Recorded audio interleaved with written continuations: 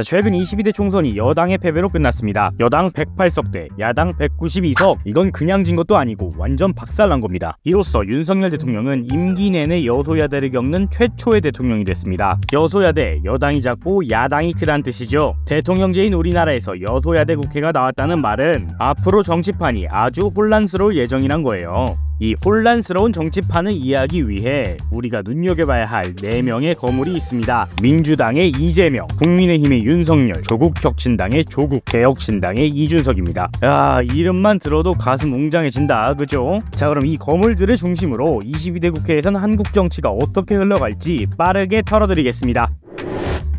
우선 175석의 의석을 차지한 민주당과 이재명부터 살펴봐야겠죠. 이게 말이 175석이지 총 300석 중에 60% 가까이 차지한 거예요. 민주당이 뭘 잘했다고 이렇게 크게 이겼나요? 민주당이 잘해서 이겼다기보다 현 정권에 대한 불만이 이런 결과를 가져왔다고 봐야겠죠. 일반적으로 총선은 정당에 대한 지지도보다 대통령 지지율에 영향을 크게 받습니다. 한마디로 윤석열 정권을 견제하라고 민주당에게 표를 몰아준 거예요. 따라서 민주당은 당분간 정권에 강한 압박을 넣을 명분을 얻었습니다. 명분이 있으니 개헌, 특검, 더 나아가 대통령 탄핵까지 또 요구할 수 있겠죠. 175석의 힘, 빡세긴 하죠. 그리고 이 힘을 지휘하고 있는 중심인물, 민주당의 이재명 대표입니다. 이재명은 이번 선거에서 친명계를 대량으로 국회에 입성시키면서 사실상 민주당의 왕이 됐습니다. 이를 증명하듯이 국회의장과 원내대표 또한 친명계가 차지했죠. 현 시점 이재명의 정치적 위상은 대통령급이라 해도 과언이 아닙니다. 자, 그렇다면 민주당을 접수한 이재명이 보여줄 다음 행보는 뭐가 있을까요?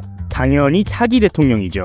실제로 지지율만 살펴봐도 이재명은 꾸준히 1위의 자리를 지키고 있습니다. 당내 경쟁자도 없으니 어쩌면 당연한 결과죠. 자, 그럼 볼 것도 없이 다음 대통령은 그냥 이재명일까요? 그건 아닙니다. 이재명이 극복해야 할 점도 분명히 있어요. 가장 큰 걸림돌은 재판입니다. 현재 기소되어 있는 여러가지 재판에서 형이 확정된다면 국회의원직은 물론 선거에 나올 자격 자체가 박탈될 수 있거든요. 이재명 체급이 있는데 설마 그렇게 되겠어요? 맞습니다. 사실 거대 야당이 대표에게 실형을 선고하는 것은 사법부에게 큰 부담이죠. 잘못 판단했다간 정치적인 결정이라고 욕먹기 딱 좋잖아요. 그래도 이런 위험성이 있다는 것 자체가 이재명의 약점이죠. 법적인 문제뿐만 아니라 정치적인 문제도 있습니다. 이재명이 민주당에선 왕이 됐지만 야당을 모두 통합한 건 또 아니거든. 맞습니다. 조국혁신당과 조국은 이재명의 가장 큰 정치적 라이벌이 될 것으로 보입니다. 이건 조국혁신당을 살펴보며 함께 이야기해보죠.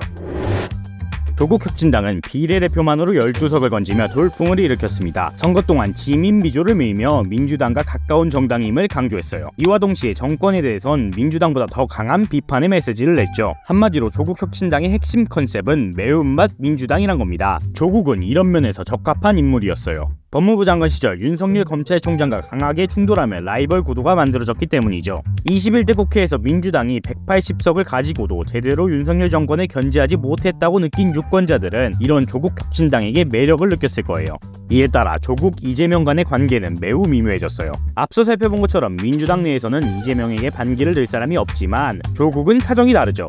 다음 대선 또한 정권 심판의 성격으로 흘러간다면 조국은 이재명의 가장 큰 라이벌이 될 겁니다. 이를 둘 다 알고 있기 때문에 둘 사이에 미묘한 긴장 관계가 흐르고 있고요. 재밌는 건 조국은 이재명보다 더 큰 사법 리스크를 지고 있다는 거죠. 조국은 이미 2심에서 유죄를 받았고 3심 판결을 기다리고 있거든. 형이 확정된다면 국회의원직 상실까지 이어질 수 있습니다. 따라서 조국의 정치적 시계는 이재명보다 빠르게 움직일 것으로 보입니다. 특히 탄핵은 조국혁신당에게 매우 매력적인 카드예요. 헉, 탄핵이요? 왜요? 조국의 3심 재판보다 대통령의 탄핵이 먼저 이뤄진다면 어떨까요?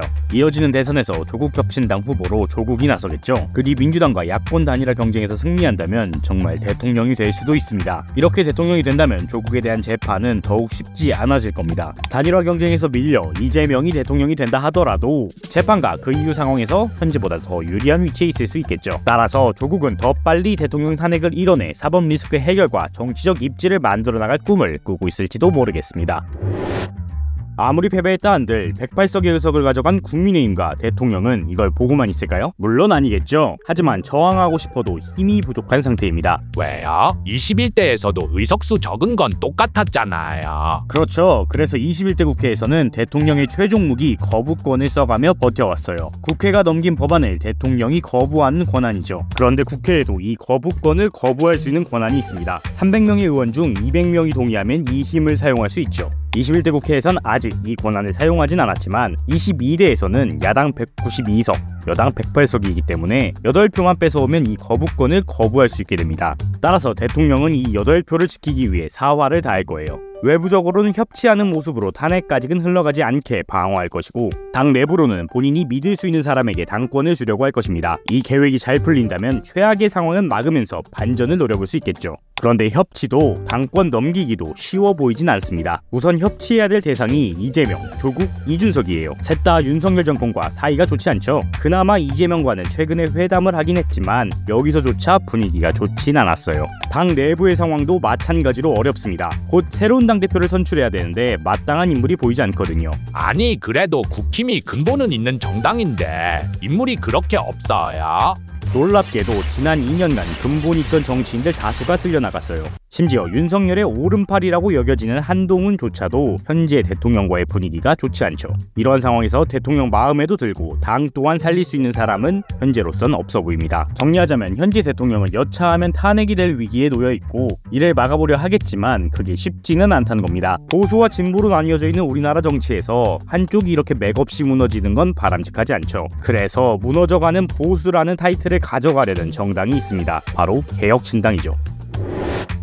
이준석의 개혁신당은 이번 총선에서 3석을 차지했습니다. 개혁신당은 굉장히 특이한 포지션에 있는데요. 압도적인 체급을 가지고 있는 이준석을 중심으로 만들어진 당이기 때문에 이념적으로는 보수에 가깝다고 할 수 있겠죠. 하지만 현 시점 보수의 대표주자로 여겨지는 윤석열과는 또 사이가 좋진 않아요. 그렇다면 개혁신당은 보수정당일까요? 진보정당일까요? 사실 저는 이 논의 자체가 중요하진 않다고 생각합니다만 대중성을 위해서는 이 포지셔닝이 굉장히 중요할 것입니다. 따라서 국민의힘이 차지하고 있는 보수의 포지션을 뺏어올 것인지 탐지대로서 새로운 자리에 털을 잡을지 지켜봐야겠죠. 현재까지 흐름으로는 새로운 당대표 허은하가 다음 선거에서 모든 지역에 후보를 낸다고 선언한 만큼 국민의힘을 대체하는 쪽으로 흘러가고 있습니다. 대통령제에선 양당제로 회귀하는 것이 일반적이기 때문에 현명한 전략이죠. 만약 개혁신당이 국민의힘을 대체하여 우리 정치의 한 축을 담당한다면 이준석은 현재보다 훨씬 강력한 대권 주자로 여겨질 것입니다. 거꾸로 이준석의 체급이 커질수록 개혁신당이 국민의힘을 대체할 가능성도 커지겠죠. 만약 국민의힘을 성공적으로 대체한다면 이준석은 이재명과 대결할 수 있을 정도의 지지율을 얻을 수 있을 거예요. 따라서 개혁신당은 강력한 대권주자 중 한 명인 이준석을 중심으로 일명 보수 재건 프로젝트를 진행할 것으로 보입니다. 개혁신당과 이준석은 성공적으로 보수를 재건할 수 있을까요? 행보를 지켜봅시다. 자, 앞으로의 한국 정치 4명의 거물을 중심으로 살펴봤습니다. 이들뿐만 아니라 나경원, 추미애, 박지원 등 강력한 의원들도 22대 국회에 복귀한 만큼 앞으로 한국 정치 정말 재밌게 흘러갈 거예요. 그리고 이런 재밌는 정치 소식들 다른 정치에서 전달해드리겠습니다. 구독과 좋아요 부탁드립니다. 감사합니다.